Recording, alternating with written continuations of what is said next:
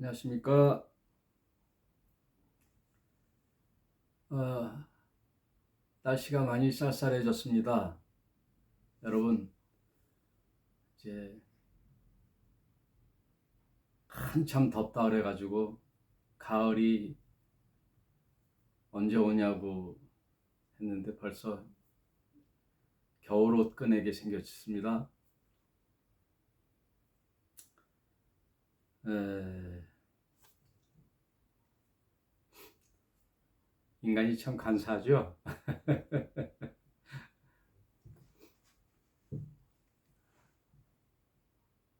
배고프면 뭐 배고파 죽겠네. 또 실컷 먹으면 배불러 죽겠네.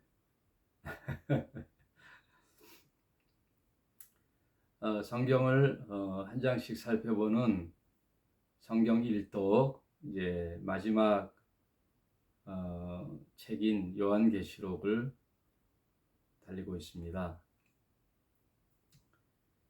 요한계시록 오늘은 5장, 4장, 5장이 하나님 보호자의 광경을 요한에게 이리로 올라오라 하고 그 하늘의 광경을 보여주는 거죠. 그런 걸 보면은 하나님 계신 곳은 하늘이에요. 하늘. 저 스카이가 아니고 온 우주 만물의 이제 통치 보호자죠. 통치의 자리. 그 자리를 중심으로 온 우주가 운행되죠. 예전에는 그 지구는 가만히 있고 태양이 돈다고 생각했죠. 오랜 세월 그것이 진리인 양 지구는 가만히 있고 태양이 동에서 떠서 서로 지는 것으로 알았고 과학자 갈릴레오 갈릴레이가 또 코페르니쿠스와 같은 천문학자가 별을 보니 별이 도는 걸 보니까 사실은 태양이 가만히 있고 그 태양 주위로 지구가 돈다라는 것을 발견하고 나서 그 당시 온 지구의 통치자인 교황에 도전하는 그런 학설을 내놓으면은 목숨 내거는 거죠. 목숨 내걸고 얘기하는 거죠. 어떤 학자가 이런 얘기를 했어요. 세상에는 세 가지 책이 있다. 근데 한 가지는 쓸데없는 책, 쓸모없는 책, 읽어서 무익한 책들이 있으니 그걸 읽으면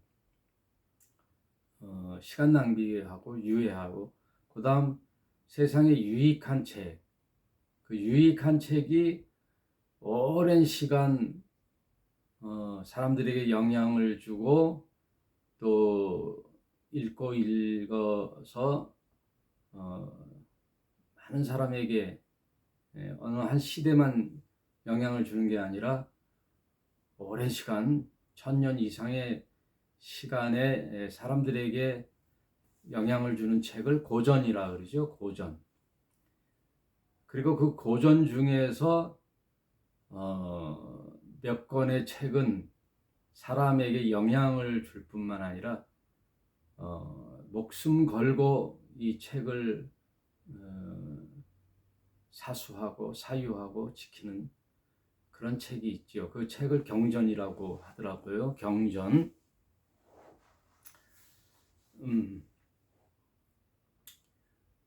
그 당시 지구는 교황이 중심으로 세상이 돌아가니 모든 권력과 통치의 중심은 교황이 있는 곳이죠. 그것을 깨는 학설이 코페르니쿠스의 지동설이죠. 그와 마찬가지로 우리가 전혀 변함이 없을 것 같은 세상이 이제 바뀌어요. 바뀌는 세상. 그래서 요한계시록은 역사의 종말에 그 지구의 에너지가 다 소진되는 그 마지막 때. 그래서 여러분, 사람이 죽으면 그 전기 자극을 주잖아요. 막 심장을 다시 박동케 하고 또 전기 자극을 줘서 심박수를 이제 깨우는, 심장을 깨우는 그런 이제 조치를 취하듯이 여러분, 이 지구의 에너지가 다해갈 때 어떻게 하느냐? 그 천둥과 번개가 치는 거예요. 천둥과 번개.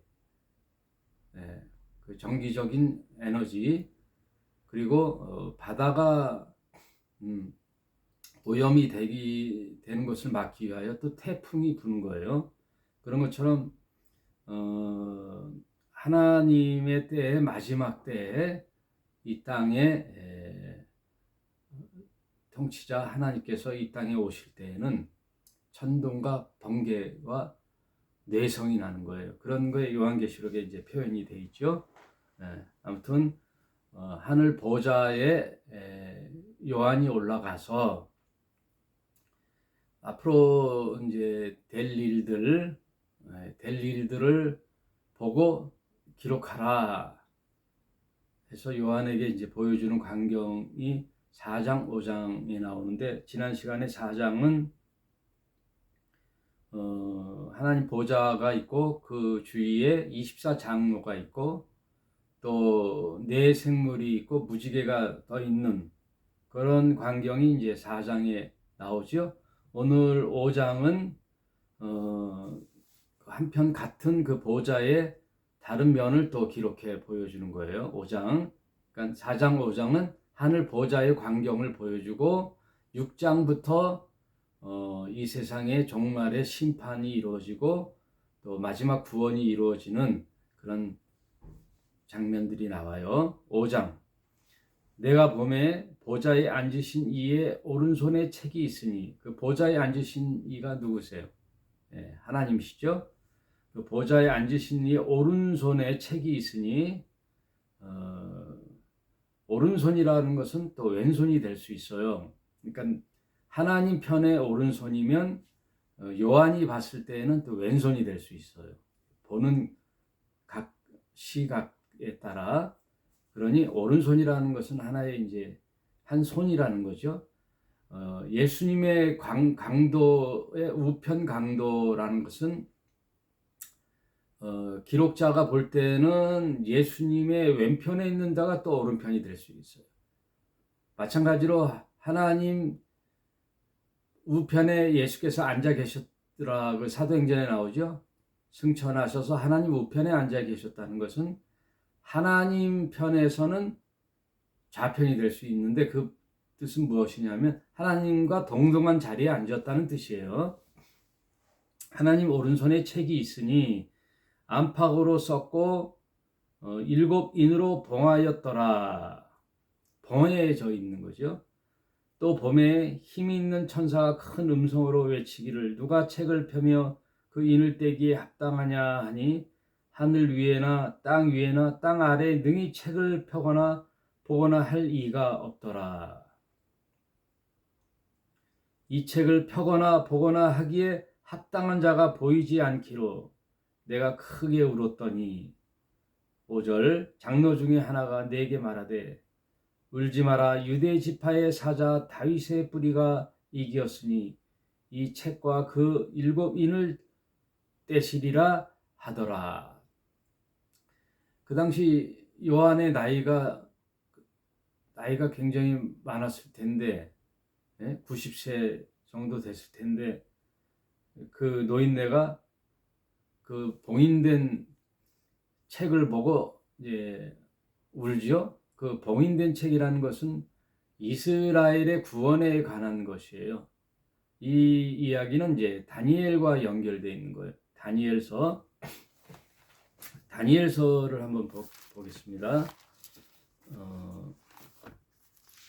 다니엘서 12장에 보면은 특별히 다니엘은 유대인의 미래에 대한 기록을 했어요. 유대인들, 자기 민족들. 그래서 예레미야라는 서책을 읽으니 바벨론 포로의 기한을 예레미야가 그 책에다 기록했어요. 70년. 왜 70년이냐? 출애굽한 이스라엘 백성이 안식일뿐만 아니라 유대인들은 안식년이 있고 희년이 있잖아요. 그 안식년을 지켜야 되는데 안식년은 6년을 땅으로 곡식을 이제 수확해서 땅의 수고로 땅의 수확으로 이제 인간이 먹고 사는데 계속 먹고 사는 게 아니라 땅도 휴식을 취해야 된단 말이에요. 땅도 휴식을 취해야 되기 때문에 여러분 안식일 날 사람만 쉬는 게 아니라 동물도 쉬잖아요. 예. 농장하는 소나 양이나 그런 동물들도 안식일에 쉬는 거예요. 마찬가지로 땅과 식물도 곡물도 안식년 1년을 쉬는 거예요.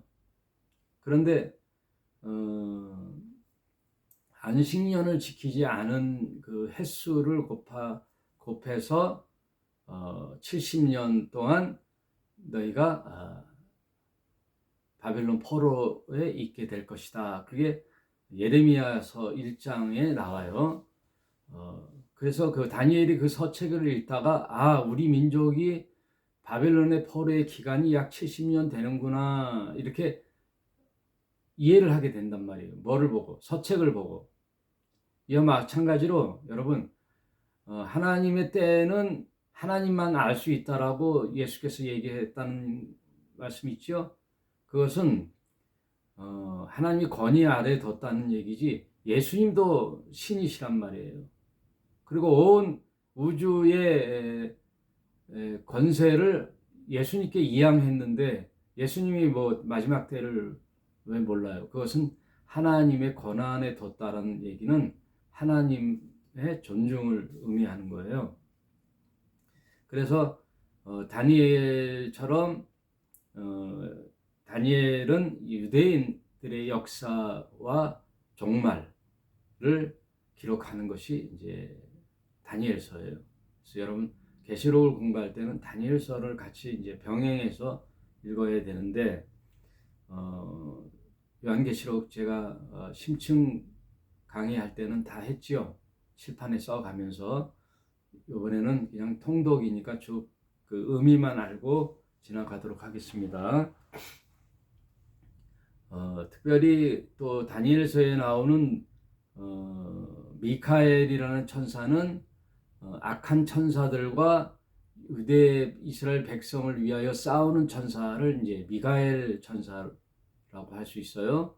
또 소식을 전하는 천사는 가브리엘 천사라고 할 수 있죠.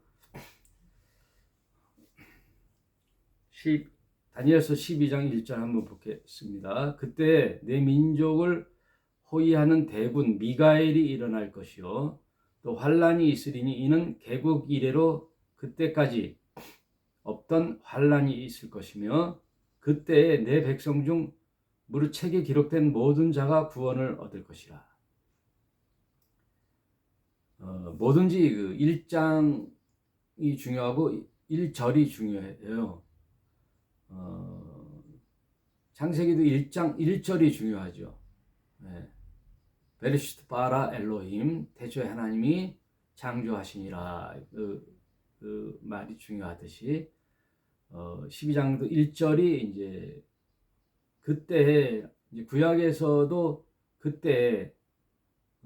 그때는 그 얘기는 어느 때를 얘기하느냐 바로 그 이스라엘의 임봉을 떼는 그 6장, 계시록 6장 때를 말하는 거예요. 그때 7년 대환란의 때를 얘기하는 거예요. 구약의 묵시 문학의 책들 중에 대부분 보면은 그날을 많이 이제 그때에는 이렇게 얘기하는 게, 왜냐하면 그때까지 없었던 환란이 있을 것이며, 개국 이래 없었던 환란이 언제 있겠어요? 그날 일이죠. 그때 내 백성 중 무릇 책에 기록된 모든 자가 구원을 얻을 것이라. 땅의 티끌 가운데 자는 중에 많이 깨어서 영생을 얻을 자도 있겠고, 수욕을 받아서 무궁히 부끄러움을 입을 자도 있을 것이며, 그 7년 대환란 속에 구원과 심판은 동시에 일어난다 그랬잖아요. 3절, 지혜에 있는 자는 궁창의 빛과 같이 빛날 것이요, 많은 사람을 옳은 대로 돌아오게 하는 자는 별과 같이 영원토록 비추리라.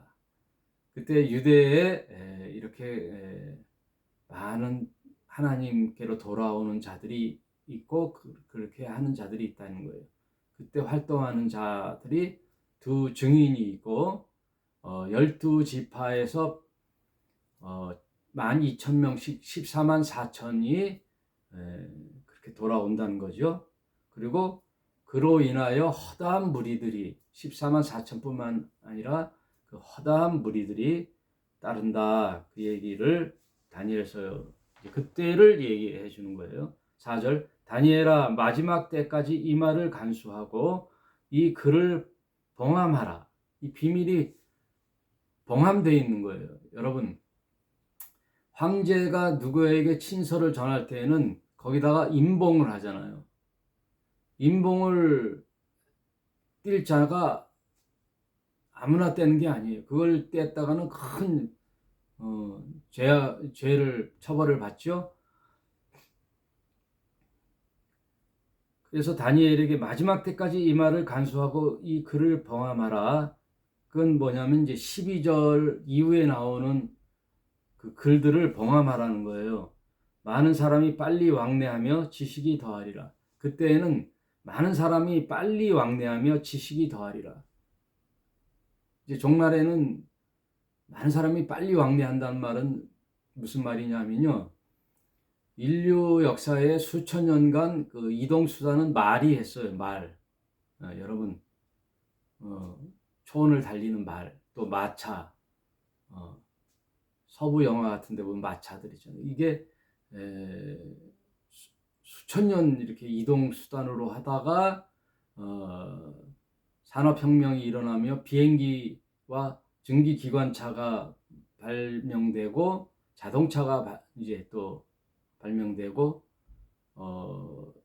또 비행기를 발명한 라이트 형제, 이렇게 해서 지금은 어때요? KTX 타면은 서울에서 부산까지 2시간 반인가? 엄청 빠르죠.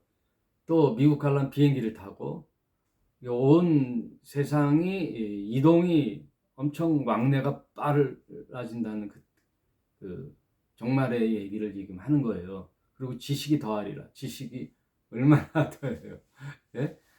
컴퓨터 칩에 엄청난 지식을 다 하고, 사이트에 네이버에 들어가서 물어보면 뭐 웬만한 거 다 알죠. 그리고 AI에 물어보면 온갖 인류 역사의 수많은 고전과 책들, 방대한 자료들을 AI가 학습을 해서 누구든지 물어보면, 챗 GPT 알죠? 챗 GPT 물어보면 바로 대답해 주는 거예요. 그런 지식이 더해지는 세상이 온다는 얘기예요. 5절, 나 다니엘이 본즉 다른 두 사람이 있어 하나는 강 이편의 언덕에 섰고 하나는 강 저편에 섰더니 그 중에 하나가 세마포 옷을 입은 자 곧 강물 위에 있는 자. 이제 뒤에 내용이 그 마지막 때에 어떤 그 7년 대환란 때에 어떤 일들이 일어날 것인가를 기록해 놓고 이거를 봉함해 놨다는 거예요. 이제 다니엘서에서 중요한 것은 봉인을 해놨는데 오랜 세월 이제 제가 말씀드렸죠. 3장까지가 교회 시대의 종말이죠. 끝이죠. 그래서 교회는 없어요. 7년 대환란이 시작되는 6장부터는 교회는 없고 이제 하늘 보좌에 인을 뗄 자가 누구냐? 그건 예수께서 이제 인을 떼는데 그것은 다시 유대인과 남은 교회 말고 이방인들에 대한 구원과 심판의 이야기가 6장부터 나온다는 얘기예요. 그 얘기를 누가 떼느냐? 어린 양 예수가 뗀다는 얘기가 6절에 나와요. 내가 또 보니 보좌에 네 생물과 장도들 사이에 어린 양이 섰는데 일찍 죽임을 당한 것 같더라. 그 얘기는 이제 십자가에서 죽으시고 부활하시고 승천하신 예수가 하늘 보좌에 하나님 우편에 앉아 계시는 거죠. 그 보좌 우편에 예수께서 그 책을 받아서 그 인을 뗄 분이라는 거예요. 7뿔과 7눈이 있으니 이 눈은 온 땅에 보내심을 입은 하나님의 7영이라. 이것은 이제 성령을 뜻하는 거죠. 각 교회의 사자들의 영, 사자들에게 보내는 영. 어린 양이 나와서 보좌에 앉으신 이에 오른손에 책을 취하시니 책을 취하심에 네 생물과 24 장로들이 어린 양 앞에 엎드려 각각 검은 고와 향이 가득한 금대접을 가졌으니 이 향은 성도들의 기도들이다. 초대교회 때부터 순교자의 기도, 교회 시대의 수많은 기도, 그런 기도들이 그 검은 고와 향이 가득한 금대접을 가졌는데 거기에 있는 네 생물과 24 장로들이 그 어린 양 예수께 엎드려 경배하는 거죠. 그 인봉을 뗄 유일한 어린 양 예수께서 그 책을 취했다 이거죠. 9절 새 노래를 노래하여 가로되 책을 가지고 그 인봉을 떼기에 합당하시도다. 일찍 죽임을 당하사 각 족속과 방언과 백성과 나라 가운데 사람들을 피로 사서 하나님께 드리시고 십자가에 죽으셔서 그 예수를 따르는 모든 믿는 자들을 하나님께 드리고 저희로 우리 하나님 앞에 나라와 제사장을 삼으셨으니 저희가 땅에서 왕노릇 하리로다. 예수를 믿는 교회 시대의 신자들은 예수님과 함께 이 땅에 이제 19장에 지상 재림을 할 때에 이 땅을 통치하는 천년 왕국 시대에 그 신자들은 제사장 노릇을 하는 거예요. 각 나라를 통치하는 그런 왕노릇하는 그런 이야기가 이제 10절에 있죠. 내가 또 보고 들음에 보좌에 생물들과 장로들을 둘러싼 많은 천사의 음성이 있으니 그 수가 만만이요 천천이더라. 큰 음성으로 가로되 죽임을 당하신 어린 양의 능력과 부와 지혜와 힘과 존귀와 영광과 찬송을 받으시기에 합당하도다. 여러분, 하나님과 어린 양께 왜 우리가 경배와 찬양과 영광과 존귀를 드리느냐? 그분은 이제 공정하신 거예요. 아담의 죄로부터 후아담이신 예수가 불순종한 아담을 대신하여 순종하는 삶을 이 땅에 보여주었거든요. 여러분, 성경은 하나의 샘플이에요. 아담이 저질렀던 인류의 죄를 하나님의 아들이신 후아담인 예수가 하나님을 순종하는 삶을 보여주심으로 그 순종하는 삶을 샘플로 보여주신 하나님, 그 예수, 어린 양 예수의 삶을 우리가 함께 사는 거예요. 여러분, 예수를 믿는다는 게 관념이 아니에요. 예수를 믿는다라는 것은 예수님을 따른다는 뜻이에요. 그래서 예수님이 십자가에 죽으셔서 우리의 죄를 용서해 줬듯이 우리도 우리의 십자가를 지는 거예요. 내가 주인 되어 살았던 아담적 실존이잖아요. 아담의 죄가 원죄로 흐른다는 뜻이 아니라 아담이 선악과를 따먹어서 선과 악을 분별하여 남을 비판하고 판단하고 살았듯이 우리도 어머니 모태에 태어나서부터 계속 내가 나를 주장하고 내 이기심으로 내가 하나님 되어 남을 판단하고 신을 판단하고 내가 주인 되어 살았던 삶, 그게 아담적 실존이란 말이에요. 거기서 누구를 만나느냐? 예수님을 만나 예수님의 십자가에 나도 달려 죽는 거예요. 아담의 실존으로 살았던 옛사람인 나도 십자가에 달려 죽는 거란 말이에요. 그래서 예수님과 하나 연합하여 십자가에 달려 죽고 연합하여 부활해서 나도 예수님처럼 신적 삶, 하나님의 아들이 되어 하나님을 아바 아버지라 부르고 그리고 영생의 삶을 이 땅에서 누리는 거란 말이에요.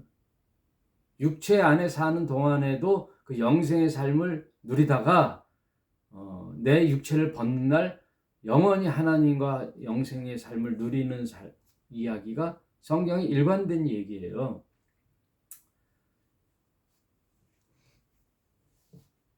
그래서 예수님이 공정하시고 또 예수님은 모든 죄를 뒤집어 쓰잖아요. 자비로우시고 인애로우시고 그걸 죄를 죄로 돌리지 않고 우리 인간에게 죄를 돌리지 않고 예수님이 그 죄를 뒤집어 썼다는 거예요. 그래서 여러분 이걸 아셔야 돼요. 아담 실존으로 살았던 모든 인간들은 이기적이에요. 다 탐욕적이에요. 그래서 오늘날의 우상이라는 것은 예전에 무슨 나무를 만들어 놓고 거기다 섬기거나 금송아지를 만들어 놓고 섬긴다는 뜻이 아니에요. 현대의 우상은요, 탐욕이에요. 탐욕이 우상 숭배예요. 아담이 자기가 주인 되어 하나님의 말씀을 불순종하고 살았던 삶, 그게 구약의 인류의 처참한 흑암의 세상을 적나라하게 보여주는 거예요. 자기가 하나님을 버리고 하나님 자리에 앉아 자신이 하나님 되어 살았던 삶이 구약 전체 인간들의 참상을 보여주는 이야기예요. 그래서 하나님이 율법을 줘도 인간은 그 율법을 버리고 끝까지 이기심으로 살았던 탐욕의 삶의 역사가 구약이란 말이에요. 그래서 하나님의 아들이 이 땅에 오셔서 완전히 이타적인 삶, 하나님의 말씀을 순종하고 사는 삶의 샘플을 후아담인 예수님이 보여줬단 말이에요. 아담은 하나님께 불순종하는 삶을 살아 이런 흑암의 세상으로 사탄에게 넘어갔던 인류의 참상을 보여줬다면 이 땅에 예수님이 오셔서 하나님을 섬기는 참된 진리의 길을 보여줌으로써 그건 뭐예요? 이타적인 삶, 모든 뜻을 하나님의 뜻에 맞추고 자기가 자기의 뜻대로 사는 게 아니라 인류의 죄, 아담이 저질렀던 죄를 다 뒤집어 쓰는 십자가의 삶을 살았던 예수의 삶을 신약의 샘플로 놔가지고요. 그 샘플로 놓은 예수님을 따르는 제자들이 다 같이 십자가에 달려 죽는 거란 말이에요. 구원이라는 것이 그런 거란 말이에요. 예수님을 믿는다는 게 관념적인 거, 종교적인 게 아니라 예수님의 삶을 따라 사는 삶이라는 거예요. 그래서 이타적인 삶을 내가 주인 되었던 삶을 죽고 새로운 사람으로 사는, 그래서 그게 거듭남인 거예요. 이기적인 삶에서 땅의 소산으로 가인의 삶을 살았던 내가 예수님의 삶을 사는 거란 말이에요. 이타적인 삶, 십자가의 삶. 그래서 예수께서 진정 너희가 나를 따라오려거든 너희를 부인하고, 이 말은 이기적으로 살았던 내 이전의 옛사람의 삶을 죽고 물에 빠져 세례를 하여 장사되고 후에 각자의 십자가를 지고 나를 따르라는 거예요. 예수님이 하나의 샘플이 되어 이타적인 삶을 살아라는 거예요. 그러면 믿음이 분량이 크고 그런 사람은 사랑을 많이 할 것이요. 또 각자의 십자가의 크기가 있잖아요. 그 나름대로의 자신의 십자가를 지고 따르는 삶이 신자의 삶이에요. 이게 성경 전체에 흐르는 핵심 일관된 가르침이란 말이에요. 이타적인 삶. 그래서 정의로우며 공정하고 우리에게 불공정하게 했다면 우리가 하나님을 찬양하겠어요? 경배하겠어요? 우리 부모도 공정하지 않으면 자식들이 있는데 누구만 편애하고 그러면 그 부모를 따르겠냐고요? 안 따르잖아요. 나를 낳아주신 분이 부모님이니까 공경은 해도 따르지는 않는단 말이에요. 왜 하나님께 영광과 존귀와 경배와 찬양을 세세토록 드리느냐? 바로 어린 양 예수가 이 땅에 오셔서 인류를 구원하시는 은혜와 또 공정하심과 사랑하심과 자비로우심에 우리가 다 우리의 면류관을 다 예수의 발 앞에 던지고 그 어린 양 예수께 찬양과 경배를 드리는 거예요. 그게 5장에 나오는 거예요. 그래서 임봉될 자격 합당하신 예수. 그 왜 합당하시느냐? 십자가를 져 하나님께 순종하는 삶을 살았던 예수님. 그래서 일찍 죽임을 당한 듯한 어린 양 예수가 봉인을 뗄 자격이 있단 말이에요. 그래서 6장부터 봉인된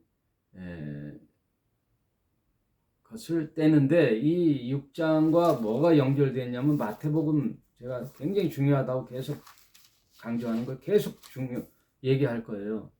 마태복음 23장 37절에 예루살렘아 예루살렘아, 이건 유대를 얘기하는 거예요. 선지자들을 죽이고 너희에게 파송된 자들을 돌로 치는 자여. 이스라엘이 계속 하나님의 선지자들을 거부하고 돌로 치고 죽였잖아요. 너희에게 파송된 자들을 돌로 쳐 죽인 자들이여, 암탉이 그 새끼를 날개 아래 모은 것 같이 내가 내 자녀를 얼마나 모으려고 한 일이 몇 번이냐. 하나님은 계약 맺은 이스라엘 백성을 암탉이 병아리를 품듯이 품으려고 했는데 다 원치 않았단 말이에요, 이스라엘 백성들이. 그래서 결국은 예수님 십자가에 달려 죽게 하고 우리의 왕은 하나님이 아니라 가이사라고 외친 그 대제사장 그룹이 얼마나 하나님을 섬긴다는 인간들이 우리의 왕은 가이사입니다 할 수 있어요? 우리는 일본의 백성이었다 그렇게 얘기할 수 있냐고요.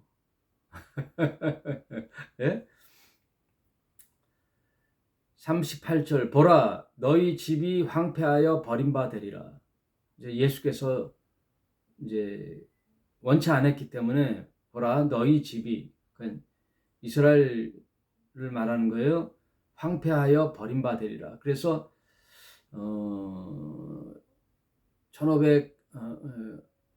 1948년에 이스라엘이 독립하기까지 이제 전 세계를 퍼지는 디아스포라, 유리하고 방황하는 민족이 됐잖아요.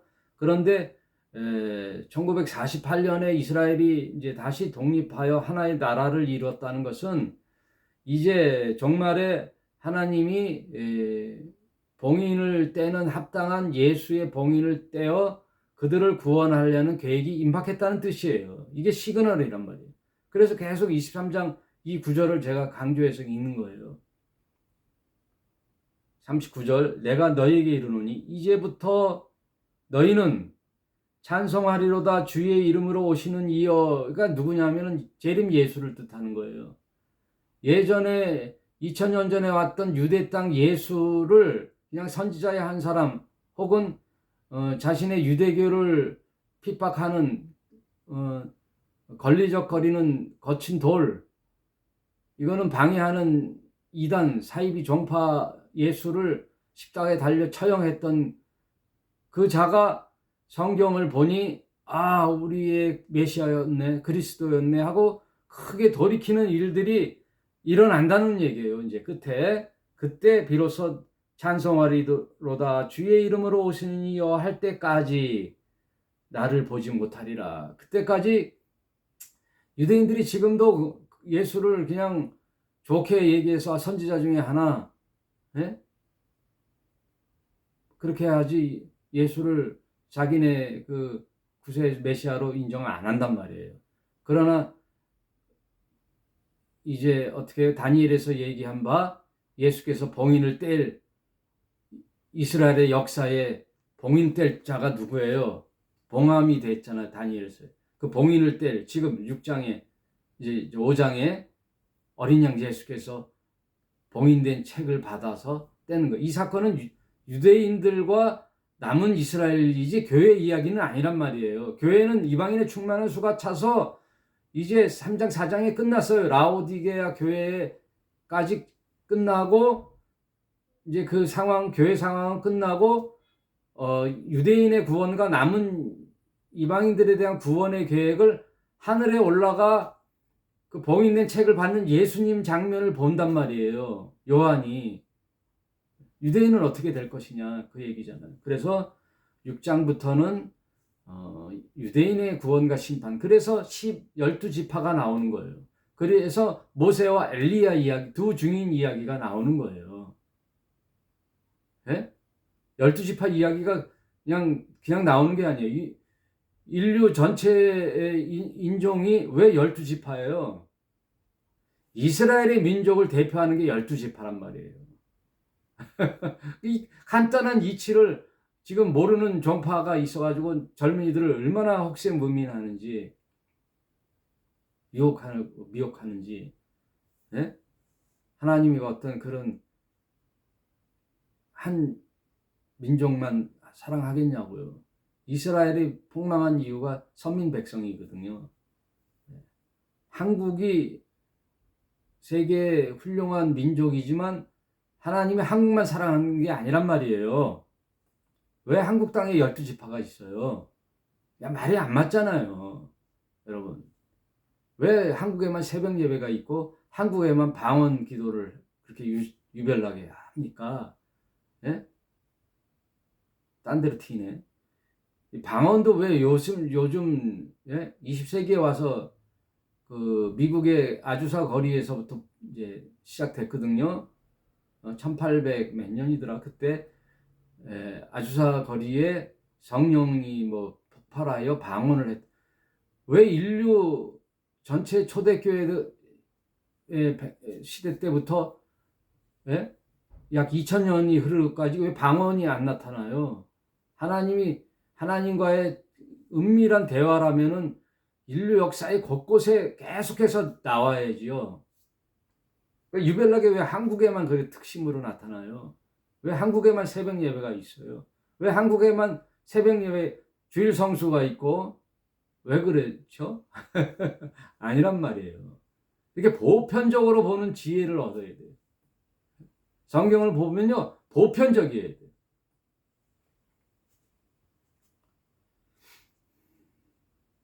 그래야 공정한 거예요. 하나님을 떠올리잖아요. 그러면 항상 공정하고 정의로운 생각을 하셔야 돼요. 그래서 13절 내가 또 들으니 하늘 위에 땅 위에와 땅 아래와 바다 위에와 또 그 가운데 모든 만물이 가로되 보좌에 앉으신 이와 어린 양에게 찬송과 존귀와 영광과 능력을 세세토록 돌리지어다 하니 내 생물이 가로되 아멘 하고 장로들은 엎드려 경배하더라. 이제 인류의 마지막 종말에 6장부터 16장까지 7년 대환란을 통해, 환란이라는 것은 그 환란 중에 구원을 이끌어내는 거예요. 그래서 남은 민족 유대인들에게 다시 회복하는 유대인의 회복의 기간이 7년 대환란이에요. 다니엘에게 얘기한 그 나머지 한 일에 그것이 이루어져야지 인류의 이제 마지막 종말이 있고 이제 사탄의 종말이 있고 19장에 주님께서 지상 재림할 때 그 14만 4천과 따르는 무리들과 교회 시대의 성도들과 함께 이 땅에 와서 1000년 동안 그리스도의 나라로 통치한단 말이에요. 이사야서가 예언했던 어린 양과 사자가 함께 뒹굴고 독사울의 어린아이가 손을 얻어 물리지 않는 참사랑과 기쁨의 그 나라, 그때 그리스도의 나라, 그게 천년왕국이란 말이에요. 그건 다시 에덴의 회복이란 말이에요. 아담이 주장했던 에덴이 아니라 이제는 후아담인 예수님이 통치하는 그리스도의 나라의 천년왕국이 이 땅에 도래한단 말이에요. 그래서 하나님의 나라가 이 땅에 임하기를 원합니다. 그게 천년왕국이란 말이에요. 지금도 하나님의 통치가 이루어지면서 그리스도가 지상에 직접 오셔서 통치하는 그 나라가 온단 말이에요. 네. 거기까지 오늘은 설명하고, 그 다음에 19장 이후에 또 백보자 심판과 또 하늘의 예루살렘의 성전이 내려오는 것과 새하늘과 새 땅 이야기가 그 후반부에 있어요. 그러니까 지금 이해는 하늘의 상황이 끝나고 6장부터 예수께서 봉인을 떼면서 인재앙, 나팔재앙, 대접재앙의 세 차례의 재앙이 7년 동안 있으면서 이스라엘을, 유대인을 구원하는 또 심판과 구원, 그 또 교회와 말고 남은 이방인에 대해 세계 인류에 대한 구원의 모습들이 6장부터 16장까지 있게 됩니다. 오늘은 여기까지 이제 5장을 마치게 됐어요. 다음 시간에 6장부터 들어가도록 하겠습니다. 여러분 쌀쌀해졌죠? 옷 따뜻하게 입으시고요. 건강 유의하십시오. 감사합니다.